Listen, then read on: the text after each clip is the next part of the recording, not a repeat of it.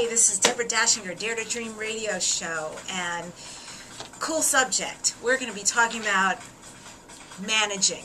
We're going to be talking about not as in management, but as in management of your own life, certainly, and as in simplifying. So let's talk about McMansions, not McDonald's, baby. We're talking about McMansions.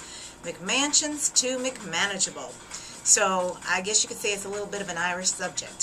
So McMansions, right? I'm in Los Angeles right now doing this radio show, and just know that here in Los Angeles we have something that is coined McMansions.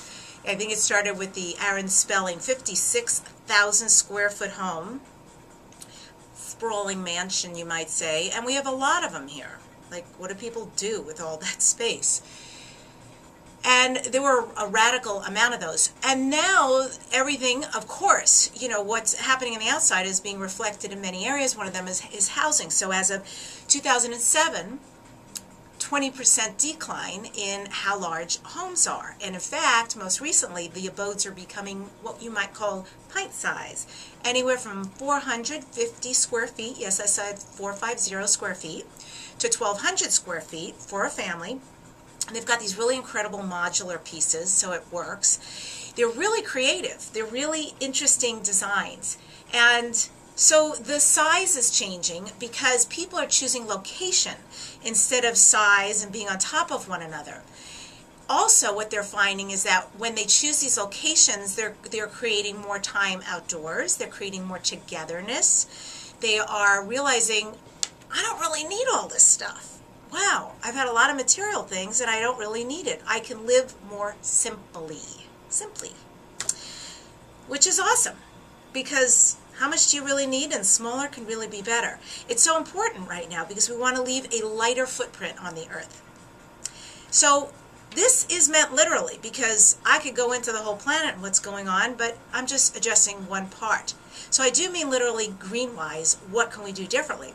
But I also mean, what can you do differently in your life? What can you take on that's downsizing so that you will simplify and you will make easier your life? You will unencumber yourself. What can you let go of? I know you know. I know you're thinking about it going right now, going, God, I hope she doesn't take it away from me. So I hope you'll take it away from yourself, actually. You'll be proud and you'll probably feel so much better. You know, that everything we have and carry around with us is energy. It's an energetic burden. Here's another story for you. There was a family, the Leonards, 5 people. Mother, Mandy, Scott, and 3 of their boys. Well, on their first wedding anniversary, they probably didn't have any boys then, they took a schooner, they sailboated over from Los Angeles to Catalina Island. I've done that before. It's very fun. And when they were big seafarers and they loved it so much, they said, you know, wouldn't it be amazing to live our lives in the sea? And many people might think that, but you know what people will do with that? Wah, wah, wah, wah. And before you know it, it's like, dream, what dream? Goal, what goal? Lifestyle, what lifestyle? Not the Leonards. The Leonards said, that would be so amazing, let's do it. Now, Mama was working 80 hours a week. Wow, doing what she did. Oh, sounds just like you, does it? So Mama's working 80 hours a week. She has 3 boys, but they're going to do this right. They're not going to just sit out for sale and bomb.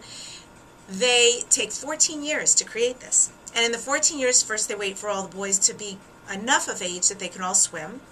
She learns about hurricanes. She learns about mapping. She learns and buys a taser just in case they ever have pirates. I mean, she becomes, and he, the husband, becomes so good that they can handle any situation. Well, they have already set sail. And they are 10% on the water with the sails, and the other 90%, they stop at various ports. And the boys' assignment is to research each port, and each boy has a turn in each port. In other words, one boy a port, to say, I'm the tour guide, and I'm going to take you to see all the sites and explain them all to you. Of course, they're also homeschooled or sailboat schooled. They're living their dream because they didn't want to not. And they tried for years to fit their lives to their work. You all relate, right?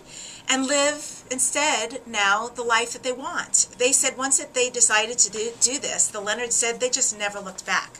Yeah, because they were bored halfway across the world. What a great story, right? How inspiring is that? So think about what your mission statement is, and think about where your downsizing fits into your mission statement, and think about what you do want to let go of. So simplify, simplify. And a mission statement doesn't have to be like a huge paragraph that you can't really fit your brain around. Think about things like, my mission is to create joy for myself and others by allowing myself to be powerful.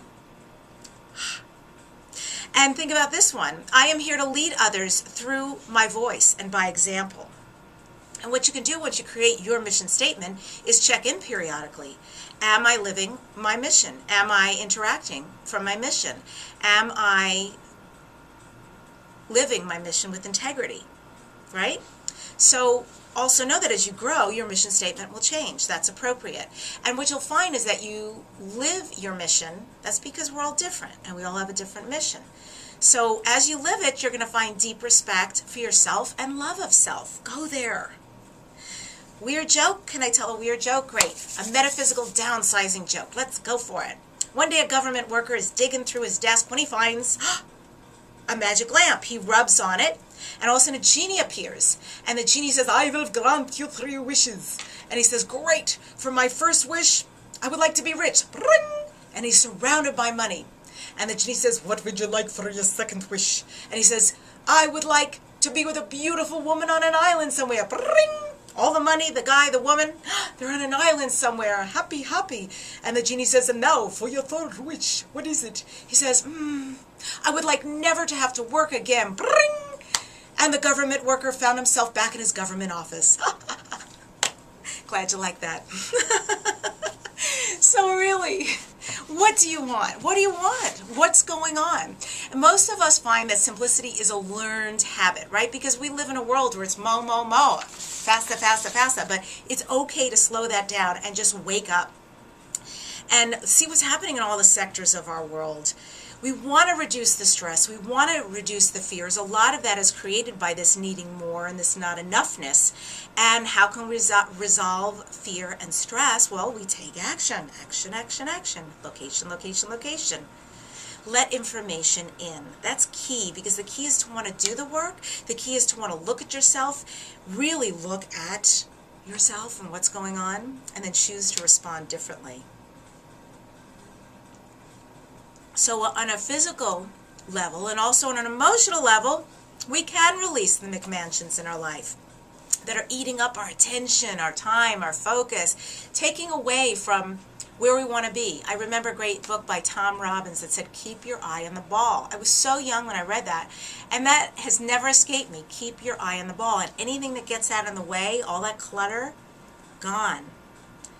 So you want to smile at your old self and go, that was interesting, didn't really work. Make a choice for the new self and move on. And remember to be the difference that you are.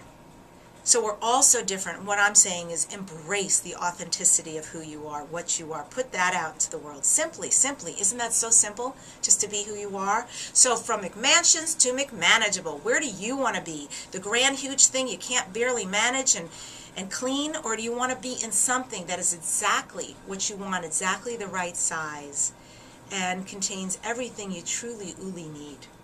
Dare to dream, dare to make all your dreams a reality. And the courage is always to begin in the first place. Deborah Dachinger, go to my website, deborahdachinger.com, Dachinger, and join me on Twitter. Deb on the radio and Facebook fan pages, Dare to Dream Radio and TV.